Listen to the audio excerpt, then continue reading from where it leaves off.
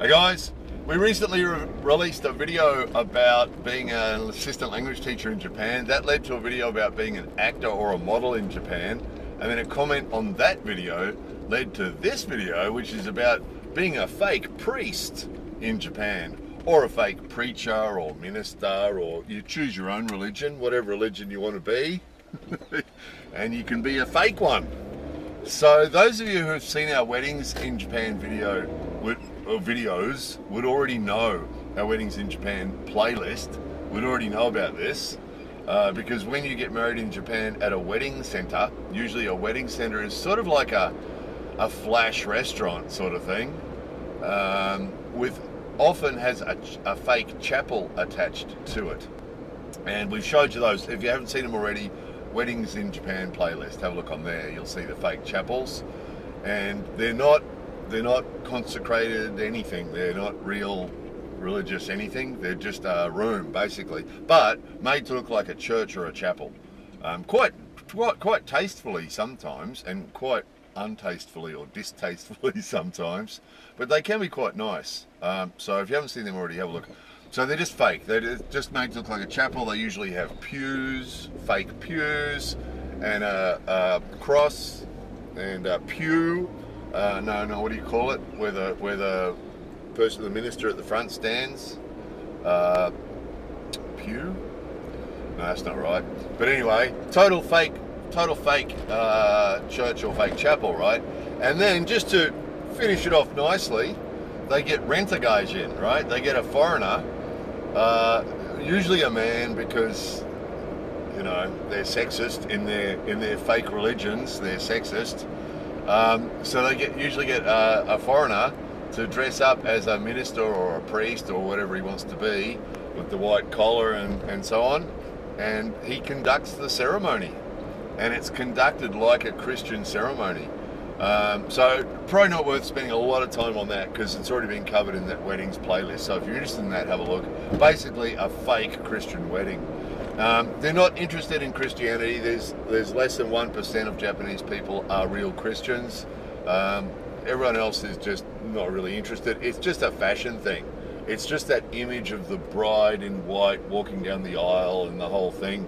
It's just been made famous by Hollywood and movies and Western imagery, basically. So that's what they're trying to capture. That's really what they're interested in. And then stand at the front of the room. They've got to do something. Having walked down the aisle and standing at the front of the room, they need to do something, right? So, again, there's no legitimacy in it. The actual wedding or the actual marriage, official marriage documents are completed at City Hall. And so there's nothing legitimate or real about it. It's just 100% theatrics, basically. Quite often, people are already married when they do that wedding. So quite often, maybe a week before, or maybe a year before, or maybe 5 years before, they've already done the wedding at the City Hall thing. They've already the marriage. They've already gone to the City Hall, completed the documentation, and submitted the documentation. So they're already married. So that sometimes it's just a week before, or sometimes it could be years before, and then finally they get around to this thing, which is basically just a sort of a celebration and a photo opportunity, really. And again, that's an interesting thing too. Again, this is all in the weddings playlist. Check it out. Often the photos are actually taken another day as well, sometimes a week before the wedding. So anyway, have a look at that if you're interested in that. What this is about is the rent-a-gage standing at the front of the room, right? And again, it's so similar to the acting and modelling story, of course, because you're just a token foreigner. It just seems more legit if it's a foreigner faking it than if it's a Japanese person faking it, right? So that's why they get the foreigners to do it. It can pay reasonably well. I did get offered this work once, years ago. A couple of times actually. Once was through that modelling acting agency, and another time was just through a friend of a friend who was actually earning pretty good money doing it. I can't remember how much. It might have been 8,000 yen or ichiman or something for an hour and a half or 2 hours or something, which is pretty good.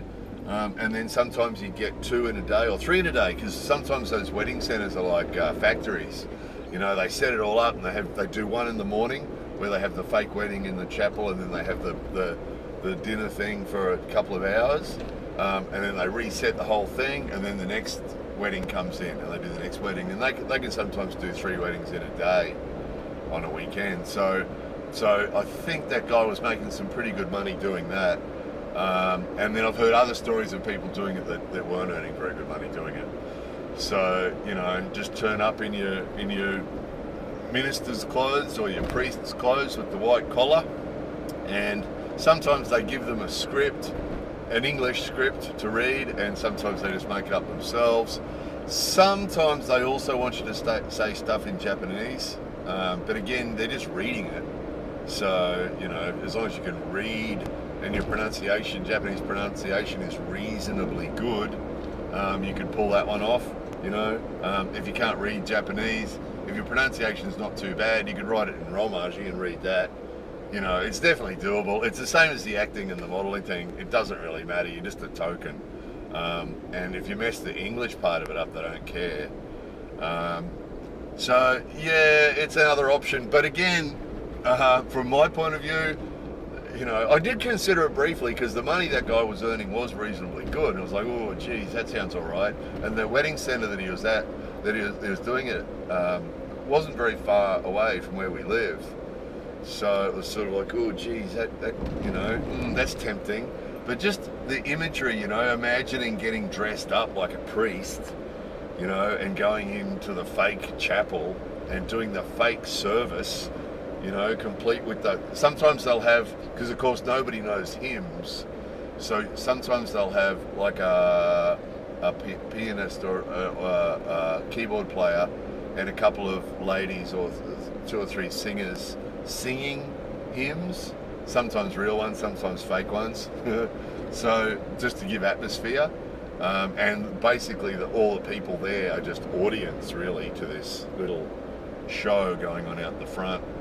So it sounds super tacky, because it sort of is in some ways, isn't it? But when you look at it from their point of view, it is only just a sort of a ceremony, and it's not a religious ceremony to them. It's just a sort of a celebration sort of thing, and a bit of fun, you know. And because most Japanese people, if you've seen our interview playlist, interviewing people about religion in Japan, you know, usually they don't take it terribly seriously. They don't get terribly emotional about it, or you know, they're not so precious about it as some people from some cultures are. They just sort of really accepting, you know. They don't really care if, you know, if something's Shinto or Buddhist or Christian or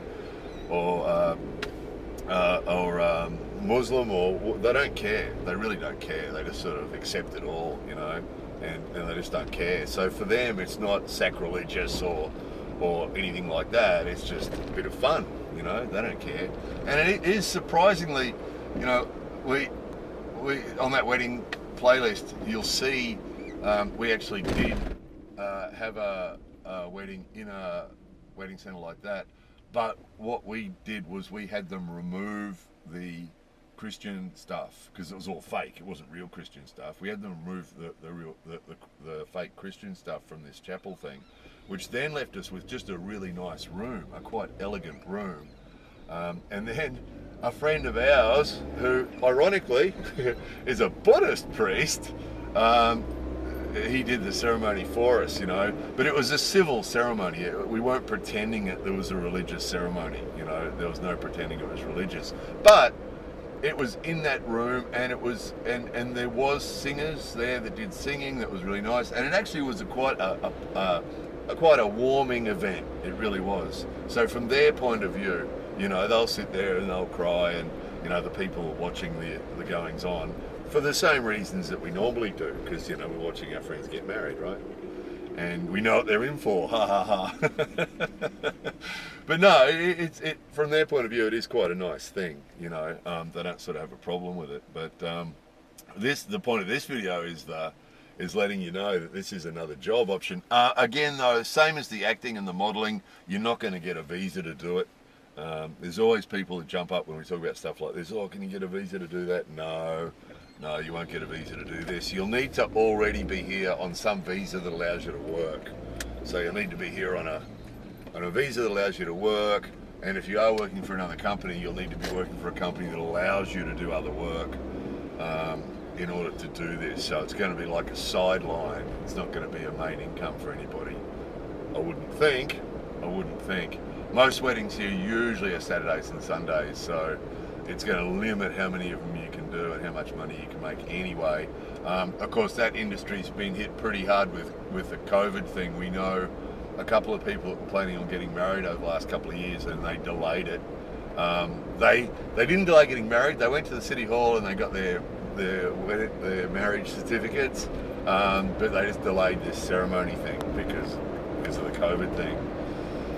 So yeah, it's not a good time for it at the moment. But yeah, even at its best, it's only going to be a part-time job at best. You know, if you're comfortable doing it. Again, it's been interesting to hear people's comments about the ALT thing and the acting thing and the modelling thing as to whether they could do it or not. So here's an interesting one, because there was some people saying, oh yeah, I could do that ALT job. And there was a couple of people who've done the ALT job and didn't like it. One of our patrons was saying that a friend, that he met a lady once somewhere who'd come here to work as an ALT, survived 2 weeks and was heading back to the UK, couldn't handle it. So, you know, again, it depends on your personality type, whether you can handle working as an ALT or an actor or a model, or more importantly, who could handle working as a fake minister or a fake priest? Who'd be up for that? The guy I met that did it was actually, I think the first guy I met that did it might have been about the time that I was doing that extra work at the movies, and so he was sort of an aspiring actor.